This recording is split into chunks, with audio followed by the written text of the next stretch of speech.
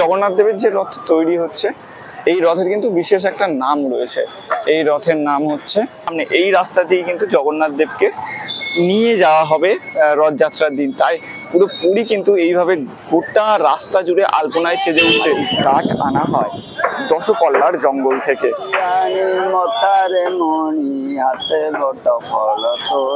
জগন্নাথ দেবের যে ভোগ রান্না হয়, সেই মহাভোগ তৈরি হয় কিন্তু এই রথের নিমকাঠ দিয়ে।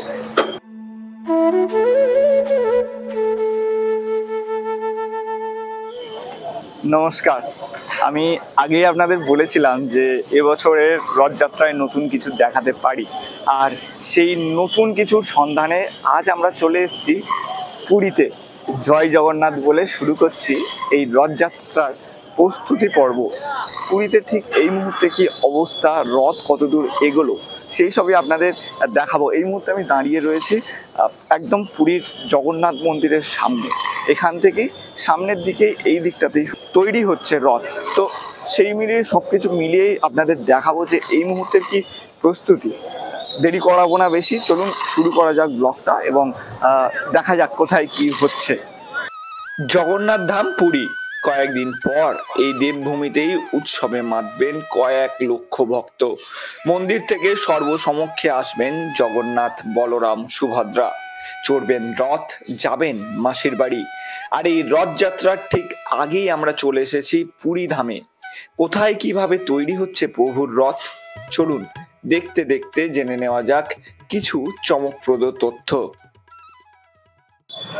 সামনে যেমন রথ তৈরি হচ্ছে, ঠিক একদম মন্দিরের সামনে থেকে আবার শুরু হয়ে গেছে আলপনার কাজ। এই যে দেখছেন, এগুলো কিন্তু আলপনার কাজ চলছে পুরীর মন্দিরের একদম সামনে। এই রাস্তা দিয়ে কিন্তু জগন্নাথ দেবকে নিয়ে যাওয়া হবে রথযাত্রার দিন। তাই পুরো পুরী কিন্তু এইভাবে গোটা রাস্তা জুড়ে আলপনায় সেজে উঠছে।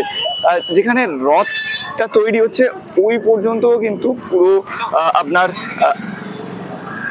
যে আলপনা করার কাজ হবে। দূরে দেখতে পাচ্ছেন, দূরে ওটা প্রথমে সাদার একটা কোডিং করা হচ্ছে এবং সাদা কোডিং করার পর তার উপরে এরকম সবুজ মেরুন রং করে এবং তার উপরে ডিজাইন করা হচ্ছে। এইভাবে অত্যন্ত সুন্দরভাবে সাজিয়ে তোলা হচ্ছে পুরো এই মন্দির চত্বর আলপনার মাধ্যমে। আমি এখন যে রথটার সামনে দাঁড়িয়ে রয়েছে, এটাই হলো প্রভু জগন্নাথ দেবের রথ। এই মুহূর্তে রথের কারুকার্য সম্পন্ন হয়েছে এবং এখন যেটা দেখা যাচ্ছে সেটা হচ্ছে এখানে চলছে তুলির টানে রথগুলোকে আরও সৌন্দর্যায়ন করা। রঙগুলো করা হচ্ছে, দেখুন কি সুন্দর সুন্দর এই যে কাজগুলো রং করা হচ্ছে, এগুলো দেখছেন, এই সমস্ত কাজই কিন্তু কাঠ কেটে কেটে করা হয়েছে। অসাধারণ সুন্দর সুন্দর প্রত্যেকবারে কাজ করা হয়। আর এই ডিজাইন কিন্তু বদলাতে থাকে, এমনটা নয় যে প্রত্যেকবারে একই ডিজাইন থাকে। এদিকে দূরে দেখুন যে রথের চাকাগুলো কি সুন্দর করে রং করা হচ্ছে। তো এই হচ্ছে পুরীর বিশেষত্ব, বিশেষ করে রথের সময় মানে অপরূপ সুন্দরভাবে এই পুরো রথটা ফুটে ওঠে এখানে। ওপরের দিকেও দেখুন কাজ চলছে, ওপরের দিকে প্রচুর। আসলে আর কয়েকটা দিন তো বাকি। আমি এই ভিডিওটা ঠিক যখন শ্যুট করছি, এই ভিডিওটা হচ্ছে যে আপনার রথের ঠিক 8 দিন আগের ভিডিও। আর এই মুহূর্তে আমরা যেটা দেখতে পাচ্ছি সেটা হচ্ছে পুরীর রথ কিন্তু দাঁড়িয়ে গেছে। এবার এই রথে চলছে রং, কারুকার্য, এই সবেরই কাজ।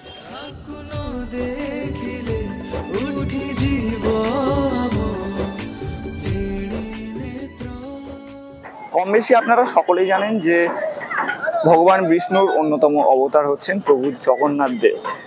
আর এই জগন্নাথ দেবকে ঘিরেই পুরীতে এই বিশেষ রথযাত্রা। শুধু পুরী কেন বলবো, গোটা দেশ জুড়েই রথযাত্রা হয়। পুরীর রথযাত্রা কিন্তু প্রস্তুতি পর্ব আজ থেকে শুরু হয়নি। এই প্রস্তুতি পর্ব শুরু হয়েছে অক্ষয় তৃতীয়ার দিন থেকে। বসন্ত পঞ্চমীর সময় এই জগন্নাথ দেবের যে রথ তৈরি হয়, সেই রথের কাঠ আনা হয়। আর এই কাঠ আনা হয় দশপল্লার জঙ্গল থেকে। প্রত্যেক বছরই কিন্তু এই নিয়ম মেনেই এই রথ প্রস্তুতি, রথের কাঠ আনা সবকিছু এই নিয়ম মেনেই হয়। দশপল্লার জঙ্গল থেকে নিম কাঠ আনা হয়, আবার এই নিম কাঠের মধ্যেও ভালো এবং শুভ নিম কাঠ বেছে নিতে হয়, যেটা বেছে নেওয়ার জন্য পুরীতে বিশেষ একটা সমিতি রয়েছে, তারাই কিন্তু এই নিম কাঠ বেছে নেয়। নিম কাঠ বেছে নেওয়ার পর মোট ছোট বড় করে 832 টুকরো দিয়ে এই রথ নির্মাণ করা হয়। এটাই কিন্তু প্রত্যেক বছরের নিয়ম পুরীতে রথ প্রস্তুতি।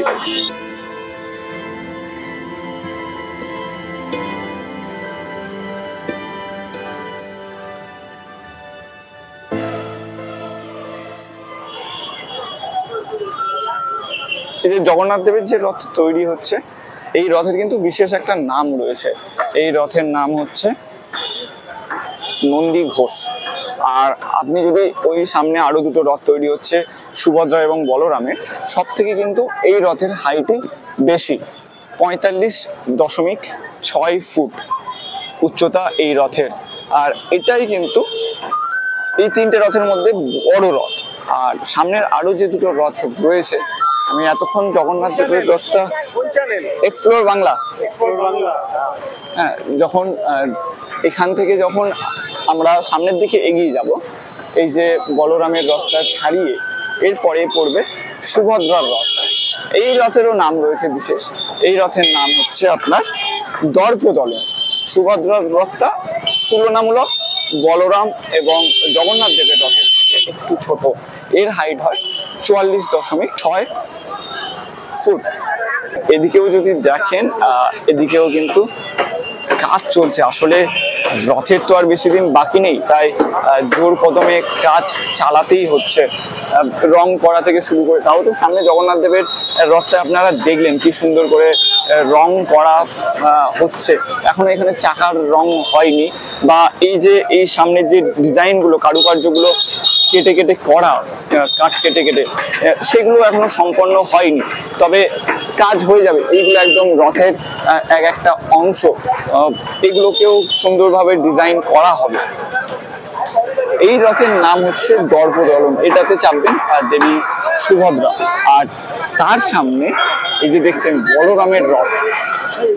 এর হাইটটা জগন্নাথ দেবের যে রথ তার হাইটের থেকে একটু ছোট, সুভদ্রার থেকে আবার একটু বড়, কারণ এর হাইট হচ্ছে আপনার 45 ফুট।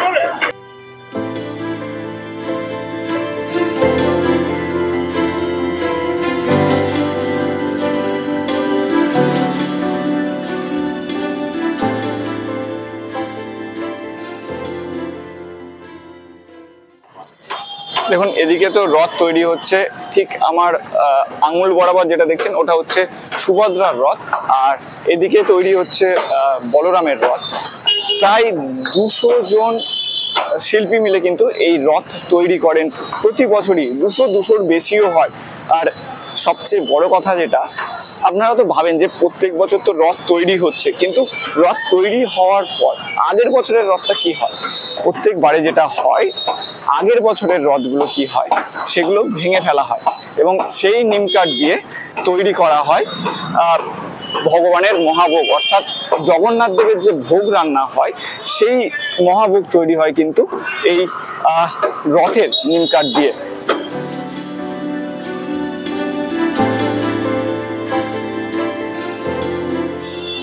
এদিকে রথ তৈরি তো হচ্ছে, আর ঠিক তার উল্টো দিকে কিন্তু বহু শিল্পী এখানে কাজ করছে। যদি দেখেন এখানে এই যে রথের বিভিন্ন নকশা যেগুলো, সেগুলো কিন্তু এইভাবে কেটে কেটে তৈরি করা হচ্ছে। সেই কাজটা পুরোটাই হচ্ছে এই ঢাকা একটা ছাউনির ভেতরে। এর মধ্যে প্রচুর কাজ চলছে এখনো। এই নকশাগুলো তৈরি হবে, এগুলোতে রং হবে। এদিকেও দেখুন বিভিন্ন ধরনের কাঠের কাজ কিন্তু এখনো রানিং রয়েছে। আর সামনে যত দূর চোখ যাবে আপনারা এরকমই কাজ দেখতে পাবেন। এই রথ তৈরি দেখাতে দেখাতে আপনাদের একটা ছোট্ট তথ্য দিই। রথ তো শুরু হয় পুরী মন্দির থেকে, জগন্নাথ দেব যান তারপরে গন্ডিচা মন্দিরে, যেটা জগন্নাথ দেবের মাসির বাড়ি হিসেবে পরিচিত। পুরাণ বলছে এই মাসির বাড়িতেই, এই গন্ডিচা মন্দিরে দেবশিল্পী বিশ্বকর্মা জগন্নাথ দেব বলরাম এবং সুভদ্রার মূর্তি নির্মাণ করেন। মতারে মণি হাতে বট ফল তোর, আলো আলো মানিক, আলো আলো মানিক, কাহিঁকি শুকিছি তো চন্দ্রমুখ, আসিবে বলি কিরা দরচিক, লো মানিক, আলো আলো মানিক। এখানে ভিডিও করতে এসে যেটা বুঝলাম, এখানকার মানুষগুলো বেশ সুন্দর, জানেন তো। আমি ভেতরে যখন ভিডিও করতে ঢুকলাম সেই সময় ওনাদের ভিডিও করছিলাম, তো কয়েকজন এসে বলল যে দাদা আমাদের ভিডিওতে নিন। আর নিলাম। সত্যি ওনারা এত দিন এত পরিশ্রম করে জিনিসটা বানাচ্ছেন, আর তার মধ্যে থেকেও ওনাদের মধ্যে কোনো রাগ বা কিছু নেই যে ভিডিও সামনে ক্যামেরা নিয়ে ঢুকে যাচ্ছি, বরং উল্টে আমাদের গান শোনালেন। এটা একটা অন্য রকম অনুভূতি। আমি অনেক জায়গায় ভিডিও করতে যাই, অনেকে বিরক্ত হয়, অনেকে অনেক কিছু হয়, কিন্তু পুরীতে এসে যাদের জন্য এখানে আসা, মূলত রথ প্রস্তুতি দেখানোর যেসব মানুষগুলোর হাতে সেই রথ তৈরি হচ্ছে, তাদের ব্যবহার সত্যি আপনাকে আপ্লুত করবে।